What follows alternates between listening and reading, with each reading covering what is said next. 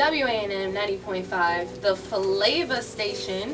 What it do? What it do? It's the Playmakers. You already know what we here for. We give you your latest in sports topics, ranging from NCAA, NBA, all that. You already know how we do it. I'm in the studio with my crew, my starting five. It's your girl Ty Ali. Y'all go ahead and introduce yourselves. What's up? We're back at it again. It's Raquel. Another week of Playmakers. What's good, man? I'm AJ Jacobs, man. You know who I am. Stop playing. It's your boy Robert Remsen, representing for KCMO. How y'all doing? Hey, what's good? It's your boy Amon Lott checking in one time for Duval County.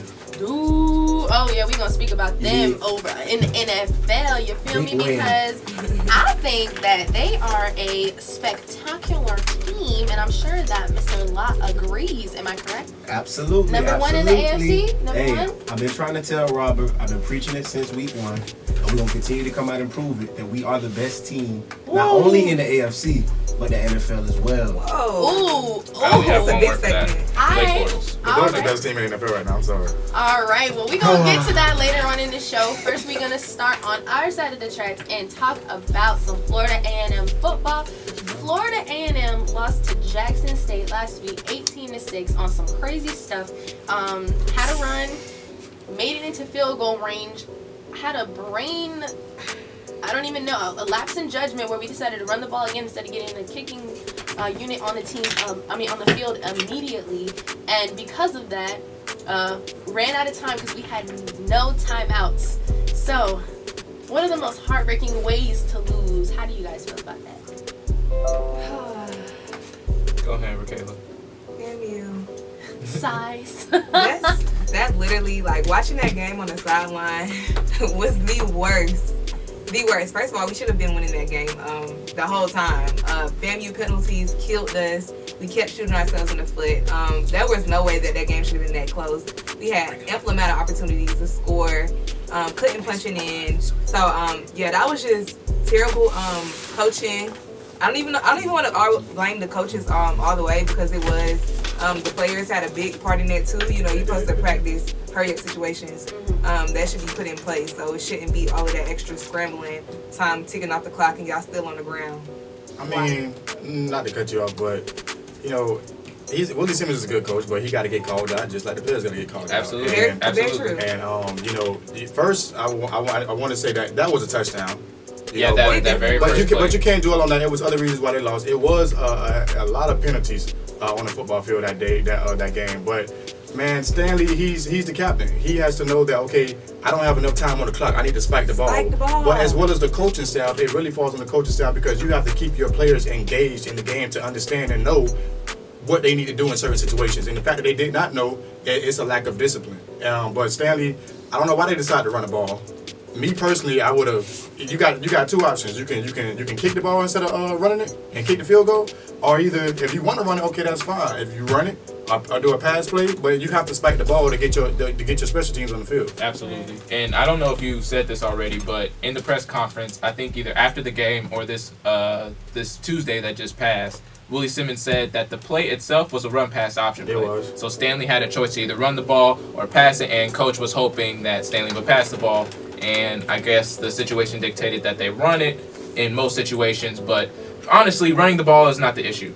Coach Simmons even said it on a telegraph for coaches for the MEAC. He said he would have run the play again, the same way as before. The only thing he would have changed is that he would have spiked it immediately instead of trying to get the field goal unit out there already. So that's where the real problem is. It's just poor time management. But the thing is, too, I heard nothing from the coaches on the sideline. You know how when you're on the sideline, you hear your coaches yelling. You know, they trying to tell you some stuff at the last very minute of the game. I heard nothing but silence from the sideline. Even with the players, it's like nobody knew the clock, and that is a big problem. I don't know. I mean, like, back to what you said originally, it was a touchdown. So yes, we have to start there to again. You know, so like everybody was they might have been in shock. You know, like everybody caught up in the moment. The fans going crazy. Like HBCUs need to find out a way to get instant replays and challenges available. Exactly. Even at the smaller schools, it's ridiculous. That was 6. So I mean, even then, this is a young team, young coaching staff. Hey, growing pains. You know, like we gotta win these type of games. You know, these are the type of matchups out there.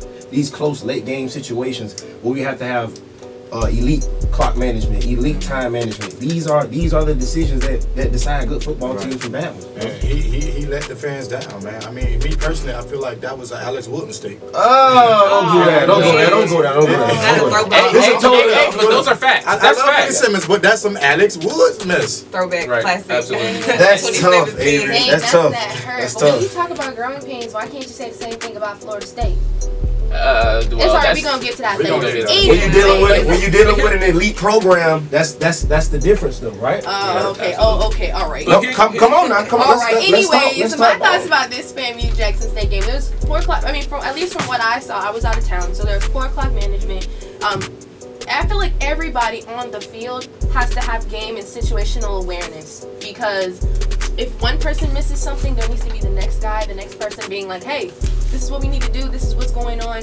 So I think that we kind of dropped the ball there, like literally kind of like dropped the game. But we're a good team, and we do have a good coach. Just like you said, growing pains. Sometimes there's going to be miscommunication and lapses in judgment, but that's just what happens when you have a new coaching staff and all that different stuff. But I like the direction that we are going in, because we balling. That's true. And here's what I will say. There's a lot of energy.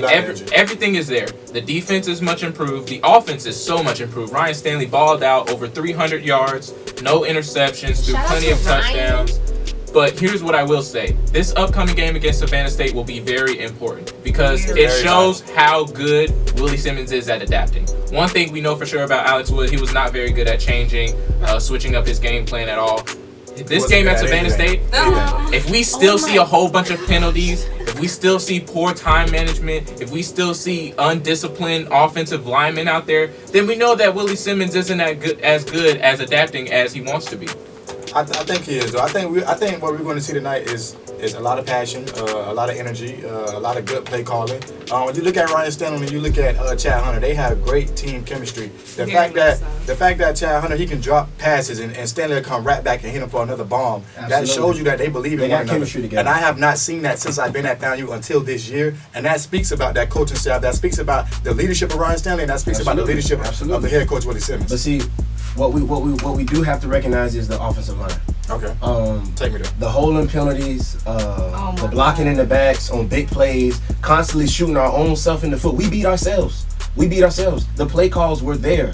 And then it was a big missed call on the intentional grounding that Willie Simmons really got into the referees about. And I commend the coach for that, because that was a safety. That was a pivotal moment in the game. I forgot about pivotal moment in the game. Pivotal So moment. I mean, like, we really gotta just take everything for what it is. But this is a response game, because we weren't supposed to lose that game, so we definitely can't lose this game versus Savannah State. We beat last year. They need this game because homecoming is coming up. Come on. That It's pressure that is going to momentum. be. We were talking undefeated at home. Exactly. And no matter who you play homecoming, no matter how small of a team it is, when it's homecoming, it's a different hype. It's a different feeling. Like, you can slip up easily against any team. So it's a lot going on. A lot of distractions. Yes, sir.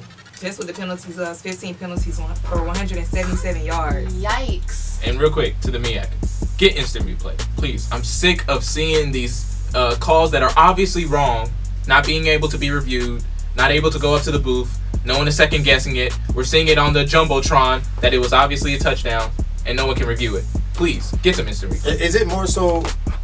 What other conferences have instant replay? Are we the only conference that doesn't have it? I'm pretty sure. Replay? I'm pretty sure any college football game that you see on TV has instant replay, except the MEAC. We were on ESPN3 that I think it was that day. Jackson State came. You're right. We were on ESPN3. There's no reason why we shouldn't have. I think are we on ESPN3 again today, right? Yes. As far as I know. All the home games are ESPN. But just the broadcast, watching it from Orlando was treacherous to the point where I just turned it off. The sideline reporter, did you know that it was pre-recorded? I did not know that. What it was? The sideline reporter. So I mean, like, there's different things, like different aspects of it. It's just to me, it's messed up, because there's a lot of people that want to watch these games. There's a lot of things that happens during these games that, just like this one, for example, where we can't even find out like what's really good because the lack of, what's the word? Just the lack of, I guess, people really like putting effort into these broadcasts. And it's embarrassing. And if you're gonna do that, at least give the students an opportunity. Because I know all of us in here, and then plenty of other students. Shout out to J School. Austin, we would kill that. Because this is our lives. This is what we want to build for. So of course we're gonna go out there and kill that. But that's just that. Savannah State game predictions, y'all. What y'all thinking? We gotta beat Savannah State. One thing I'm gonna say, man, the positive moments going into this game is that they lost a tough matchup. They could bounce back from that. They still did good against Valley State to open up the season opener at home. The main thing is that it is so much energy from this team that I have not seen. I think that is what gets fans excited. Like, you got student alumni, you got regular older alumni people who are happy to see where this team is going. Like, we look forward to football games on the weekend now. You know, we look forward to possibly seeing a W. Agreed. And we haven't seen that in a long time, especially in the MEAC conference. Just to piggyback off you, it's definitely a new energy. New energy. But we got to maintain it. We do. Because it's good to, be clean and have all the tape and the spat and the visors and everybody dancing in the crowd. We doing the chants, but, like, are we winning? Right. Are we winning games? Are we progressing? Are we really, competing, for a conference title? All right, so speaking of the conference, I'm so sorry. What were you saying? No, I was just gonna say, just as a point, Savannah State has lost every game by 50 points or more this season. Yeah. So against FBS teams. Well, let's just be honest. Savannah State, y'all moving to D2 next year. So I mean, that is true. I mean, this shouldn't be a loss. What has gotten into you know how I am. I don't talk. You so savage today. I keep it real when I'm on radio. Now, Savannah State moving to D2. Y'all should be an easy W. He's so savage today, y'all. It's because y'all can't see his face. Actually, you can. Right, if you go to Facebook Live. Ooh, go ahead. If you go to Facebook Live, you can go ahead and watch us. And if you have an opinion, please give us a call, 850-599-8448. We would love to hear your opinions. Really quick, what will FAMU's record be in the MEAC this year? I'm going 5-3. I'm seeing 3 losses now. To me, all 3 of those losses are not coming at home. I think either the Howard game or the Central game. Now, if that man pull up on you, what you gonna do? Right, if that man pull up on you. One thing Alice Wood did do was he graduated his players. And I absolutely. But that's the only thing he seemed to have done for FAMU. Well, at least he the one who got it together because... But guess what? You can do all that. The ADs don't care about that. You can do all that, graduate your players just like Byron Samuels. When I worked with him on the coaching staff, you can do all that, graduate your players, but if you're not winning, if you're not bringing in money for the program, you're no good. I understand that, but that is a very important part. Facts. It is a very important part. They're the student before the athlete. As long as the coach enforces. I'm not saying that wins are not important, so don't get me wrong. Don't be snipping and snapping over there in the corner talking under your breath. I'm just saying. It's important because they are students before the athlete, and some coaches just didn't enforce that. Since I've been at FAMU. Right. You gotta find a way to balance the middle ground of making making sure academics is a priority. Say that. But also competing at an elite level on the field as well. It's also priority. Yes, you have to. Both. You have to balance both, and see that goes into recruitment with getting guys with character. Yes, sir. So if you bring guys with character in, they'll fall in line. They'll buy in. That's the but biggest problem. If you're not getting guys with character and good substance, you're gonna have mishaps. I'm not gonna go into too much into detail with that, but you're gonna have mishaps. You hit it on the nail. I don't know who I'm in the studio with, like these guys. Those are some of the problems that the basketball team dealt with. Still dealing with? Before Robert McCullum came on staff. But I mean, still dealing with? Yikes. All right, anyway, we headed into the MEAC.